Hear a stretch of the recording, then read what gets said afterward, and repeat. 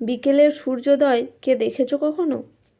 পশ্চিমের ঢালে ডুবে যাওয়ার ঠিক আগের মুহূর্তে এক অদ্ভুত মায়াবী রাঙা আলোয় রাঙিয়ে দিয়ে যায় পুরো আকাশটা।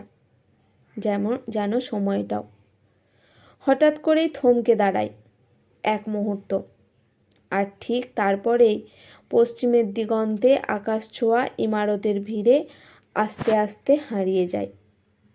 আর মাথার ওপর জটলা পাকানো এক ঝাঁক কালচে পাখির দল তখন সেই মিলিয়ে আসা আলোয় মাঝে ভাসতে থাকে শূন্য থেকে শূন্যের ভিড়ে। কে জানো, ইমারতগুলোর জানালা কপাট হয়তো বন্ধই থাকে, তাই তো ভেতরে থাকা মানুষগুলো জানতেই পারে না তাদেরই মাথার ওপর কারা যেন পাক খেয়ে চলেছে অনবরত। সময়টা রাত্রি 8টার কাছাকাছি। বহুতল আবাসনের মেন গেট থেকে বিধ্বস্ত শরীরটা কোনো মতে টেনে হিঁচড়ে নিজেকে বাইরে বের করে নিয়ে আসে নাতাশা। এখান থেকে বেরিয়ে আবার তাকে যেতে হবে আরও এক কাস্টমারের কাছে। বহুতল থেকে বেরিয়েই সামনে মেন রাস্তা। 4 লেনের পিচ রাস্তার দিকে তাকিয়ে থেকে আজ কিছুটা যেন অন্যমনস্ক হয়ে যাচ্ছিল নাতাশা। এই জায়গাটায় সে প্রথম এলো। সামনে পিছনে কিছুই তার চেনা নেই, শুধু সে এটুকু জানে মেন রাস্তা থেকে ক্যাব ধরে তাকে রাজারহাটের মোড়ে নামতে হবে। সেখানে বাস স্ট্যান্ডে দাঁড়িয়ে কাস্টমারের নাম্বারে একটা ফোন করলেই কাস্টমার ড্রাইভার পাঠিয়ে তাকে পিক করে নেবে। ক্যাবে গাড়ি বুক করা সে সবে শিখেছে, কিন্তু ইংরেজিতে ঠিক জায়গার নাম টাইপ করতে তার বড্ড অসুবিধে। আসলে ইংরেজিতে তার বড্ড ভয়। একবার ভুল করে অন্য জায়গা বুক হয়ে গেলেই চরম বিপদ। সময় মতো কাস্টমারের কাছে পৌঁছতে না পারলে তার স্যালারি থেকে টাকা তো বাদ যাবেই। শুধু তাই নয়, বাইরে বেরিয়ে কাজে এলে এক্সট্রা যে টাকাটা পায় সেটাও হয়তো পাবে না। উপরন্তু কাস্টমার খুশি হলে আরও কিছু বকশিস পাওয়া যায়। সর্বমোট অনেকটা টাকার লস। নাতাশা খুব সাবধানের সাথে ফোনে ক্যাব বুক করার অপশনটা খুলে জায়গার নামটা সিলেক্ট করতে থাকে। যদিও জায়গার নামগুলো সুইটি আগে থেকেই ওর ফোনে সেভ করে দিয়েছিল যাতে ভুল না হয়। সুইটি ওর সাথেই এক জায়গায় কাজ করে, বাইপাসের কাছে একটি স্পাতেই ওরা একসাথে কাজ করে। যদিও ওদের বাড়ির লোক কেউই জানে না যে ওরা আসলে কোথায় কাজ করে। অধিকাংশ বাড়িতেই জানে, হয় তারা বিউটি কেয়ারে অথবা কোনো মলে চাকরি করে। যদিও এই লাইনে কোনো মেয়ে অভাবে না পড়লে সচরাচর আসে না, এবং অনেকে এসেও খুব বেশি দিন টিকে থাকতে পারে না। তাই অনেক নতুন মেয়ে প্রতি মাসেই আসে, আবার ছেড়ে দেয়। কিন্তু বিউটি মেয়েটি একটু বেশি অন্যরকম। সে বাইপাসের এই স্পায়ে আসার পর থেকে আর কোথাও ছেড়ে যায়নি। প্রথমে নাতাশা ও বিউটির মধ্যে তেমন কোনো অন্তরঙ্গতা না থাকলেও কালক্রমে এখন ওরা দুজন একে অপরের পরিপূরক হয়ে উঠেছে। নাতাশার শিক্ষাগত যোগ্যতা জানা না, বিউটি যে স্কুল কিংবা কলেজের গণ্ডিতে পা রেখেছে সেটা বোঝা যায়। তার চলন দেখেই বলা যায়। আর তাই নাতাশাও যে কোনো রকম দরকারি বিউটির কাছে ছুটে আসে। এই যেমন আজ বাইরে কাস্টমার সার্ভিস দেওয়ার জন্য বেরোনোর আগে বিউটির কাছে ছুটে গেছিল রাস্তাঘাট, পথ, ওলা, ক্যাব, রেস্টুরেন্ট এসব জেনে নিতে। খুব সন্তর্পণে গাড়ি বুক করে নাতাশা 1 মিনিট অপেক্ষা করে। ওপাশ থেকে একটা ফোন ভেসে আসে। গাড়ির ড্রাইভার ফোন করেছে।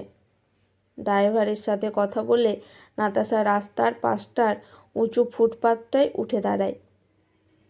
তারপর ফোনে মিসড কল লিস্টে একবার চোখ বুলিয়ে নিয়ে একটা নম্বর ডায়াল করে। হ্যালো মা, একটা শিশু কণ্ঠ ভেসে আসে ওপাশ থেকে। বেশ কিছুক্ষণ কথা হয় ফোনের দুপ্রান্ত থেকেই। এরপর একটা পুরুষালী কণ্ঠস্বর, করুণভাবে ভেসে আসে। আসার সময় ওষুধগুলো নিয়ে এসো, ব্যথাটা আজ বড্ড বেড়েছে। হ্যাঁ, আনবো, তুমি চিন্তা করো না, তুমি বাবুর খেয়াল রেখো। আজ কি ফিরতে লেট হবে? আবার পুরুষ কণ্ঠটি বলে ওঠে। না না, আর 2 ঘন্টা, আমি আসছি। দুবার খসখস করে আওয়াজ হয়ে ফোনটা কেটে যায়।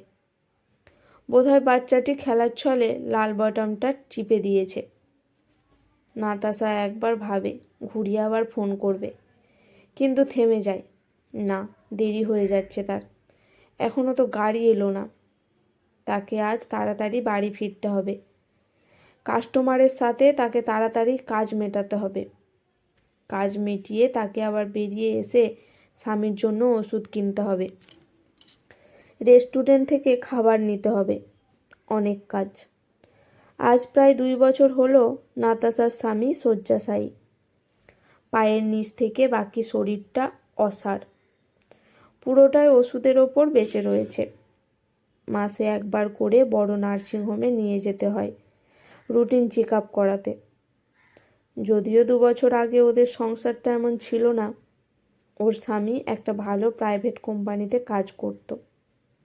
একটি বিল্ডিং কনস্ট্রাকশনের প্রজেক্ট দেখভাল করত। রোজগারও মন্দ ছিল না।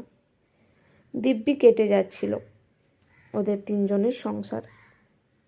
কিন্তু একদিন কিছুটা অসাবধানতায় বহুতলের ওপর থেকে পড়ে গিয়ে হাত পা ভেঙে অর্ধবিকলাঙ্গ হয়ে কোনো ক্রমে সে যাত্রায় বেঁচে ফেরে।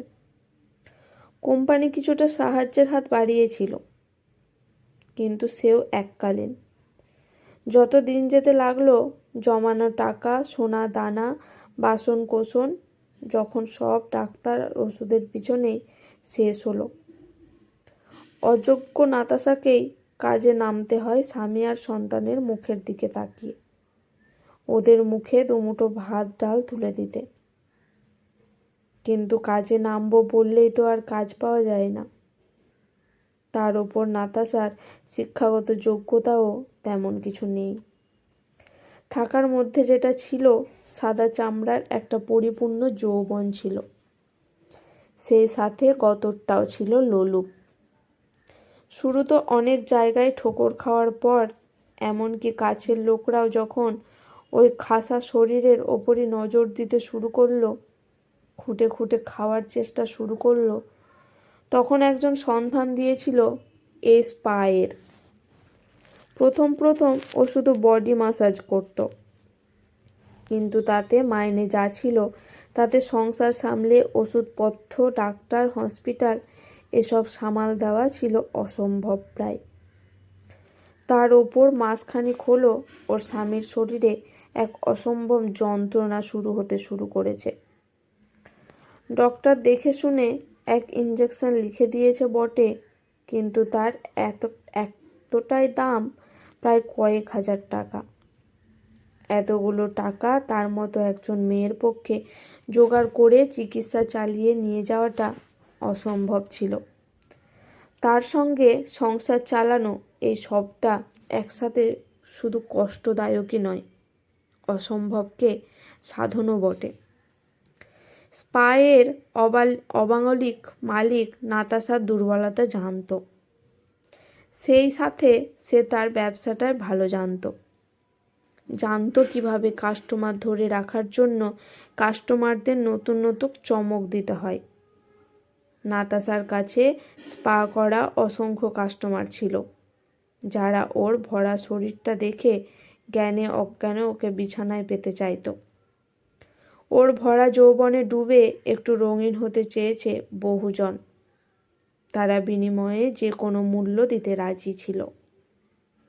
স্পায়ের মালিক এই পুরো ব্যাপারটা অক্ষরে অক্ষরে জানত, আর তাই তার দৃষ্টিও ছিল কোনোভাবে বুঝিয়ে সুঝিয়ে, টাকা পয়সার লোভ দিয়ে অথবা অসহায়তার সুযোগ নিয়ে নাতাশাকে একবার এই কাজে নামাতে পারলেও ব্যাস কেল্লা ফতে। নাতাশারও সেই মুহূর্তে টাকার দরকার ছিল, বেশ ভালোই বিস্তর টাকার দরকার ছিল। অতএব কাজটায় কোনো পক্ষেই আর বেগ পেতে হয়নি। প্রথম কয়েক দফা স্পায়ের মালিক নিজে আগে ওকে ভোগ করেছে, তারপর কাস্টমারদের জন্য নাতাশাকে উপস্থাপন করেছে, ঠিক যেন আর্ট গ্যালারিতে ছবি প্রদর্শন আর বিক্রি করার মতো ব্যাপারটা। আজ নাতাশার বাইরে কাস্টমারের সার্ভিস এর প্রথম দিন। এই ক্ষেত্রে যে কাস্টমার স্পাতে কিংবা হোটেলে যেতে চায় না, তারা বাড়িতে ডেকে নেয় পছন্দের মেয়েকে। তারপর মেয়েটি সঠিক ঠিকানায় পৌঁছে কাস্টমারকে খুশি করবে, আর যে যা খুশি করতে পারবে তার তত বেশি বকশিস।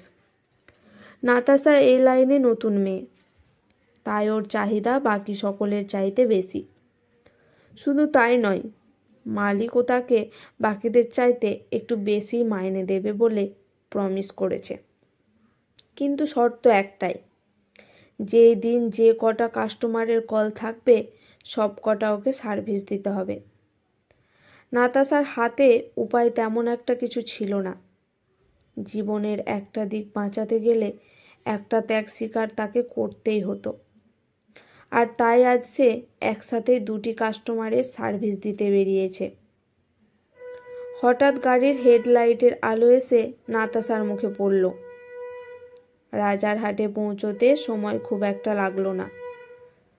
সেখানে থেকে যখন সে কাস্টমারের ফ্ল্যাটে পৌঁছলো, হঠাৎ যেন তার মাথা মুহূর্তেই ঘুরে গেল। এ কি সর্বনেশে কাণ্ড! দরজা খুলে ফ্ল্যাটের ভেতরে পা রাখতেই সে দেখল কাস্টমার একজন ষাটোর্ধ্ব বয়স্ক বুড়ো লোক। না, এটা তার জানা ছিল না, মালিকও বলেনি। তাহলে সে কিছুতেই আসতো না। হঠাৎ করে যেন চোখের কোণে কিছুটা জল চিকচিক করে খেলে গেল। এ লোক যে তার বাবার চাইতেও বয়সে বড়। আজ এ লোকের সাথে আর ভাবার সময় পেল না সে। একটা শক্ত হিংস্র কার্মাত হাত ঝটকায় তাকে টেনে নিয়ে বিছানায় শুইয়ে দিল।